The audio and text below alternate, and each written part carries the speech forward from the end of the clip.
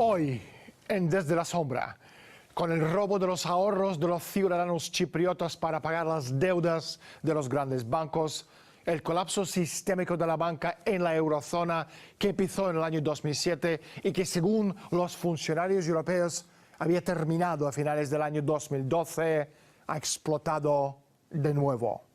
Ya nadie intenta disimularlo. Bienvenidos al infierno.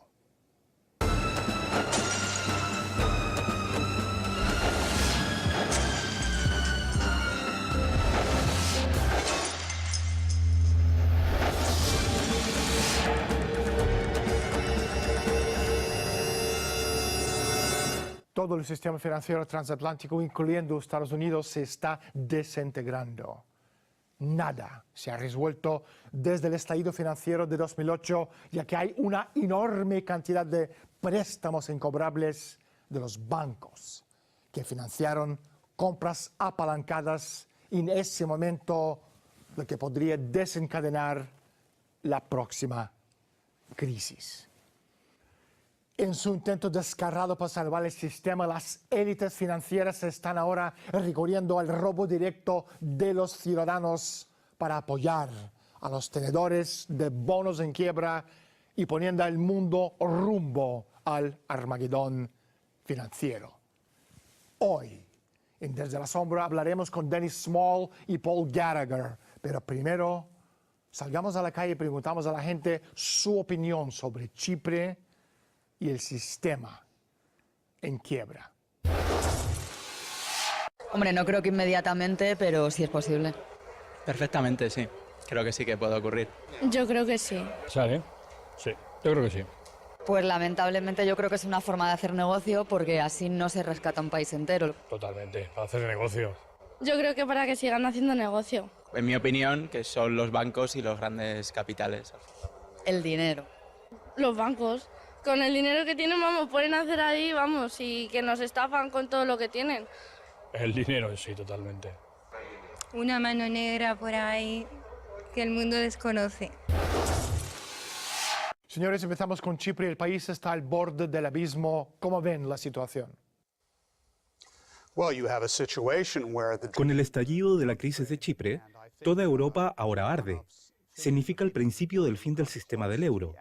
La odiada Troika, que opera para defender los intereses de la City de Londres y de Wall Street, ha pasado de imponer austeridad inimaginable en Grecia, España, Italia y otras naciones, a realizar atracos directos de cuentahabientes. Como dijo el presidente de la Comisión Europea, Chipre ahora es el modelo que se aplicará en otras naciones. Es probable que ahora empiece la fuga de capital de Europa en general y concretamente corridas bancarias en España, Grecia, Italia y otros países. El caso de Chipre simplemente demuestra que todo el sistema bancario del sector transatlántico está quebrado y no hay atracos y piratería suficiente que lo pueda rescatar. La solución: la aplicación de la ley Glass-Steagall a nivel internacional para separar la banca productiva de las actividades especulativas que han creado la burbuja financiera, que ahora amenaza la existencia misma de nuestras economías y sociedades. Dennis, ¿es esto un borrador no solo para Chipre, sino para el resto de Europa en el futuro próximo?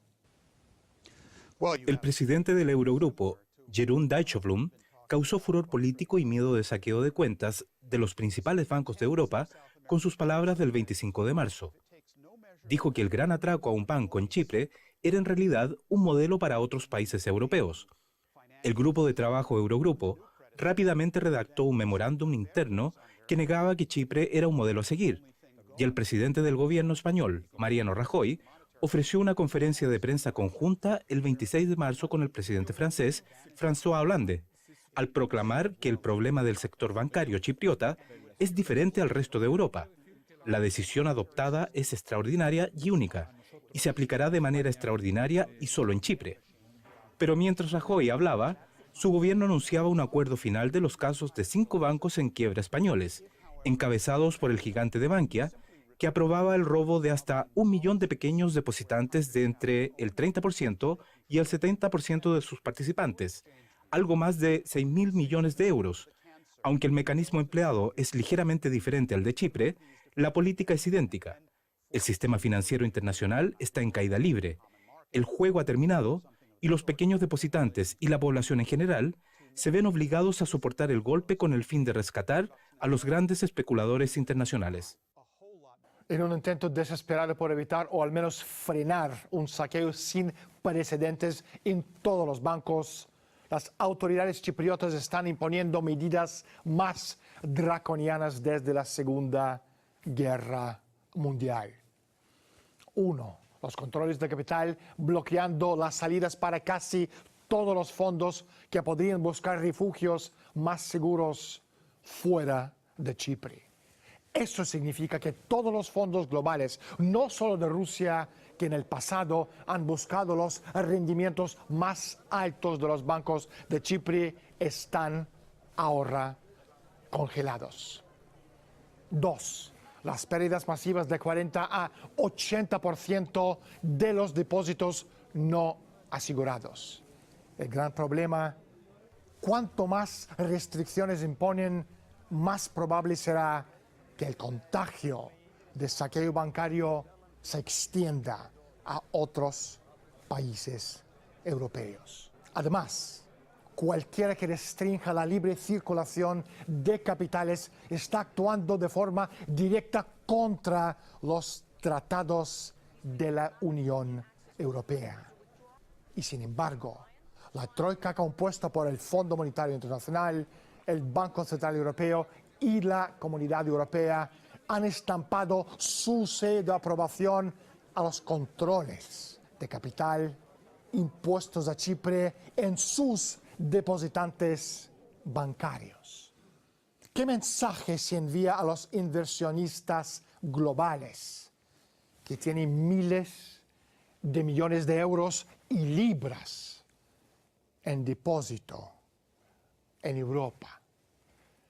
El mensaje es: lo mejor es marcharse ya de Europa mientras que pueda, antes que la troika le ayude a algún otro país a punto de arruinarse imponiendo por la fuerza los controles ilegales de capital y atrapando su dinero donde sea. Paul, ¿hasta qué punto estamos cerca de una explosión total del sistema bancario transatlántico? No podemos decir con precisión cuándo el sistema va a colapsar, pero es claro que los bancos más grandes en Estados Unidos y Europa no están siendo reorganizados a corto plazo, en un periodo de meses, en la primera parte de este año, y están siendo sobrecargados con una deuda impagable que nos lleva a una crisis. Hay, claro, algunos indicios como en el Banco Monte dei Paschi, en Italia, el tercer banco más importante en ese país y uno de los más antiguos del mundo, que se encuentra en proceso de quiebra y venta. Estos son indicios de la permanencia de un apalancamiento muy alto en este sistema bancario. Tuvimos a la titular de la Corporación Federal de Seguro de Depósitos, Sheila Baird, que dijo reiteradamente, mientras estuvo en su cargo hasta el último año, que los bancos de Europa y Estados Unidos no reconocieron pérdidas, no aceptaron reconocer pérdidas, y la Reserva Federal, el Banco Central Europeo y otros bancos centrales importantes en el mundo les permitieron no reconocer sus pérdidas al dejarlos imprimir entre 11 y 12 billones de dólares en los últimos 5 años, en moneda nueva que fue puesta en circulación, que los bancos reclamaron como capital y que los complicaron aún más, reinstaurando la burbuja, las obligaciones de deuda colateralizadas, la burbuja de las hipotecas, etc. Sin el tipo de reorganización que incluye examinar los bancos, sus activos, eliminar aquellos que no tienen un valor suficiente en el mercado, nos estamos dirigiendo a una nueva situación de pánico bancario. Estamos viendo una explosión hiperinflacionaria similar al año 1923 de la República de Weimar. Entonces, ¿cuál es la diferencia entre 1923 y hoy? La única diferencia es que esta es miles de veces más grande, pero el problema, la crisis hiperinflacionaria que ocurrió en la República de Weimar en Alemania, es decir, el problema que subyace, es exactamente el mismo. En la crisis de 2008, el problema era la existencia de una burbuja especulativa de proporciones enormes, que no tenía respaldo por parte de la economía real. Se trató de un cáncer que se apoderó del cuerpo de la economía. La denominada solución, que esos genios de la Reserva Federal, como Ben Bernanke, y el pretendido genio que ahora enfrenta problemas ante la justicia, el titular del Banco Central Europeo, Mario Draghi, un ejecutivo de Goldman Sachs, la solución brillante que hallaron fue simplemente imprimir, imprimir e imprimir. En otras palabras, incrementar el tamaño del cáncer. Entonces, ¿qué es lo que hicieron? Alimentaron el cáncer, alimentaron la burbuja especulativa hiperinflacionaria, al mismo tiempo que la economía se está contrayendo, como consecuencia de las políticas del Fondo Monetario Internacional. Quiero solo decir que el gobierno alemán, desde 1921 hasta 1923, se trata, claro, del ejemplo más famoso de la destrucción explosiva de las políticas hiperinflacionarias. Ese gobierno aplicó una política de hiperinflación durante 2 años, sin la aparición de hiperinflación. El Banco Central alemán imprimió dinero con el único objetivo de pagar la deuda que, por otro lado, era absolutamente impagable. Eso incluía el pago de reparaciones y otras cuestiones. Les voy a explicar lo que va a pasar a corto plazo. La primera fase, el fracaso sistémico que paralizará la economía. El país se para en seco, como un chirrido. Nada de prestaciones sociales, ni subsidios de desempleo. Se acabó la seguridad social, la asistencia sanitaria, los bonos de alimentación para los pobres. En cuestión de días, el pánico disparará los precios de forma considerable. Y ya no llegarán camiones a los supermercados. La incertidumbre provocará cortes de luz, violencia y caos. La policía y el ejército podrán mantener el orden solo unos días. El daño derivado de varios días de escasez y cortes de luz pronto causará perjuicios permanentes que se iniciarán cuando las empresas y los consumidores no paguen sus facturas y dejen de trabajar. La depresión será casi instantánea. La gente desesperada hará todo posible para alimentarse, calentarse y conseguir agua potable. Pero no habrá salvación. Los pobres serán los primeros en sufrir y también en morir. Esta es la fase final. Es muy duro escuchar y darse cuenta de lo que estoy diciendo. Pero la naturaleza no perdona nada. Centremos en América Latina. El Banco Santander es el banco más grande del continente. Si se quiebra, ¿qué pasa con el resto del continente? Bueno, Sudamérica tiene que hacer algo muy similar a lo que hemos estado hablando, tanto para Estados Unidos como para Europa. Así que depende de si Sudamérica toma estas medidas o no. Si no toma medida alguna para reemplazar el sistema financiero, saturado con el dinero de la droga, por un nuevo sistema crediticio, entonces cuando el Santander se hunda, esa será la única cosa, será el único sistema monetario existente, y tendremos una situación donde el dinero literalmente desaparecerá de la noche a la mañana, se convertirá en humo y no valdrá nada. Tendremos una situación en la que todo el sistema monetario será disfuncional, se congelará. No se podrá ir al cajero automático para sacar dinero en efectivo, por ejemplo. Esa es la clase de quiebra de la que estamos hablando aquí, de todo el sistema mundial. Sin embargo, en América del Sur solo tienen que volver a las políticas soberanas, donde los países tienen su propio dinero, que ellos controlan y protegen a través de los controles de cambio, dicen no al cáncer, no al sistema especulativo a través de estas medidas defensivas, y luego forman una especie de mercado común iberoamericano, o algo por el estilo, estableciendo relaciones con otros países para mantener el flujo físico de comercio, de la producción, y así sucesivamente. Entonces lo harían muy bien, mucho mejor de lo que están haciendo ahora.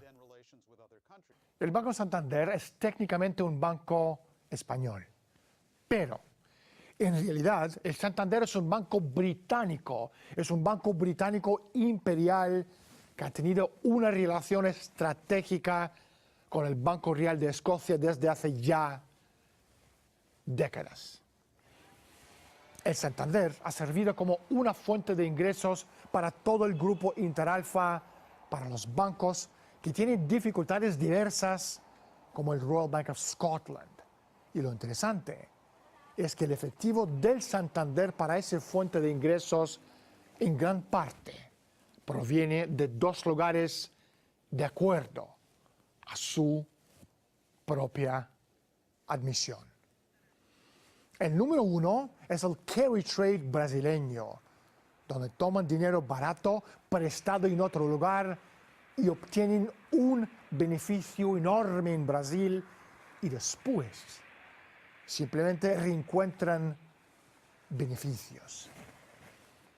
Y en el segundo lugar, el mercado británico inmobiliario vende a través del Santander del Reino Unido.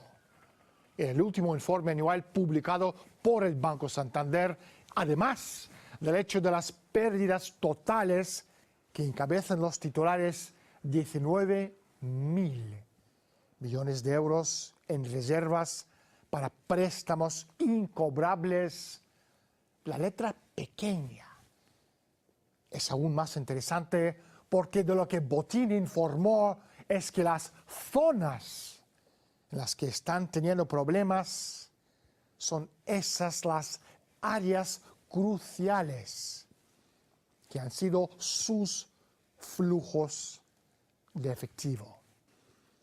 El carry trade brasileño y también el mercado del Reino Unido. Por lo tanto, esto da una idea del nivel de corrosión y de quiebra del banco más grande de América Latina, el Banco Santander, que es un negocio británico con dirección española. Es el euro una camisa de fuerza de la que muchos han estado advirtiendo durante años.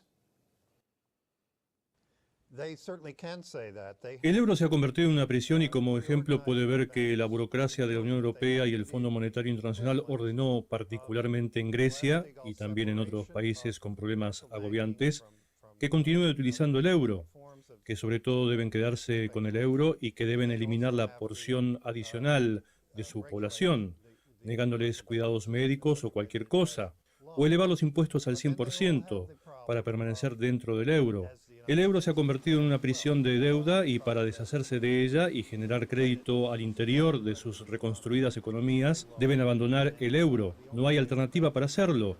Deben reorganizar su sistema bancario para que así el crédito pueda fluir. El euro ha incrementado la deuda impuesta sobre él, pero también significa una completa pérdida de soberanía, como se puede apreciar en los tratados de Maastricht, el Tratado de Lisboa, etc., los cuales deben ser revocados.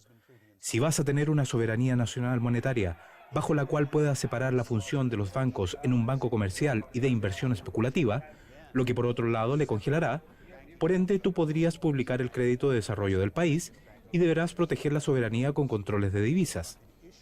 Esto no es solamente un caso para Europa, es también un caso para los países de Latinoamérica, porque ahora mismo tiene un sistema de globalización, de libre comercio, de absoluta convertibilidad dentro de la tasa flotante de los tipos de cambio.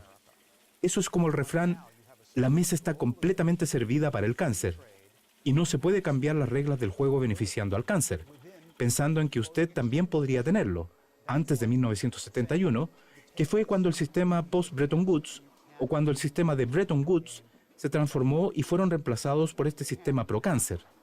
Las cosas funcionan de forma muy diferente, y eso es exactamente lo que se necesita hacer ahora.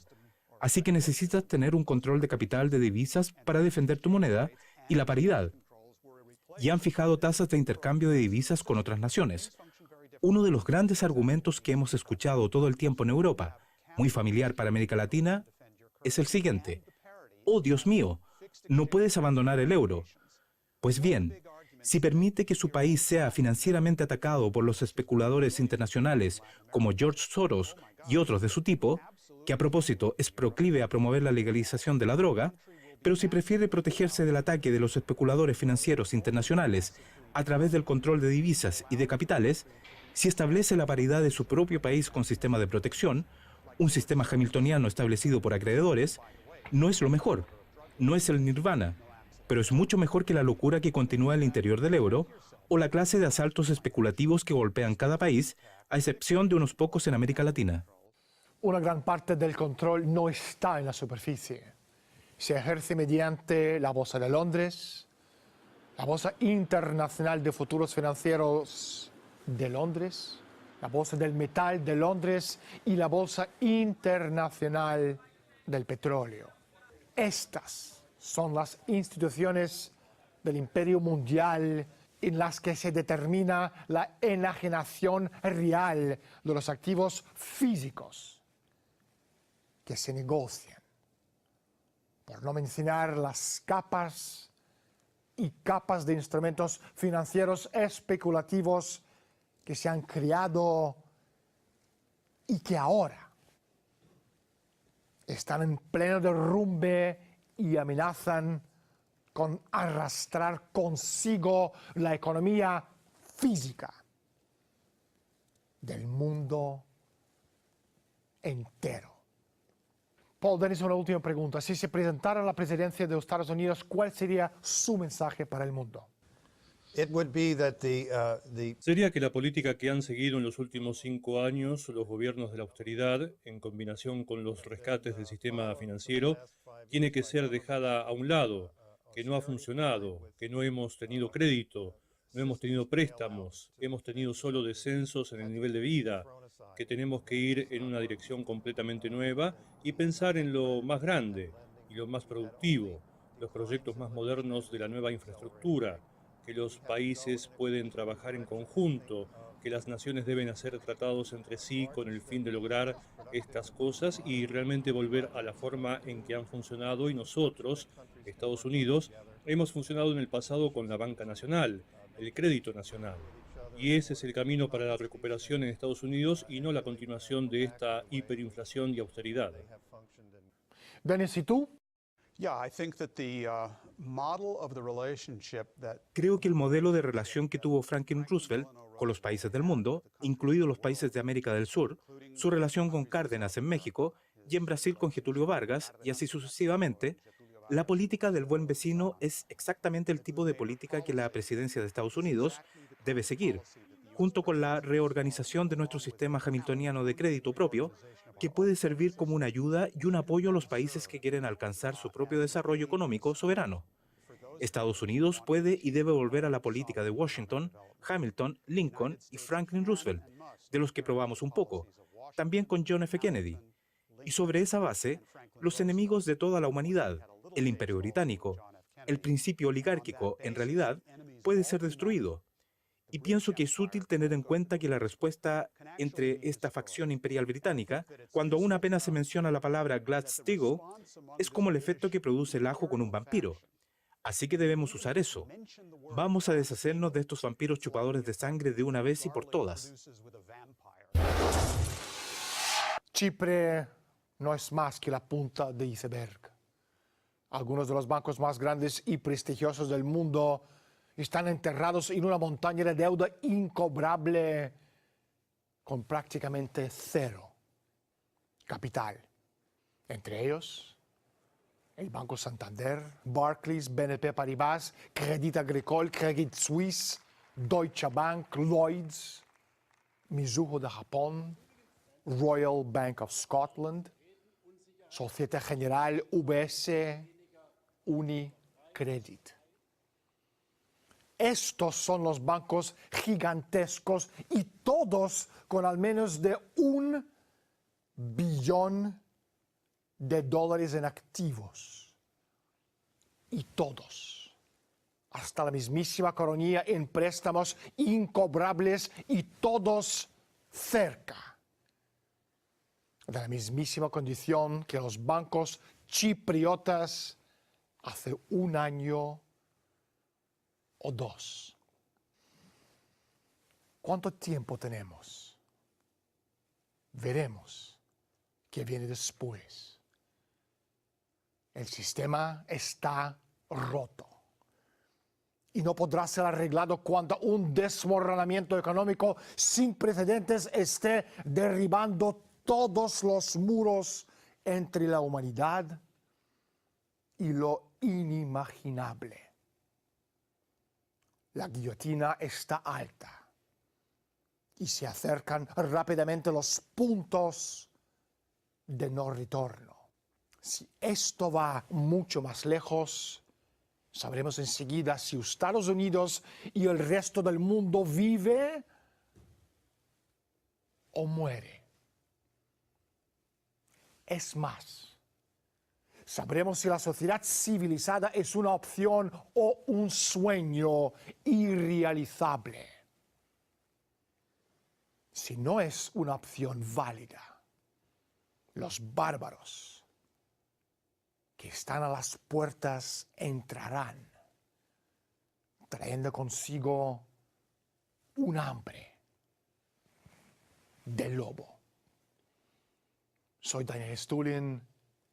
Bienvenidos al mundo de Humo Espejos. Gracias por estar con nosotros y hasta la semana próxima.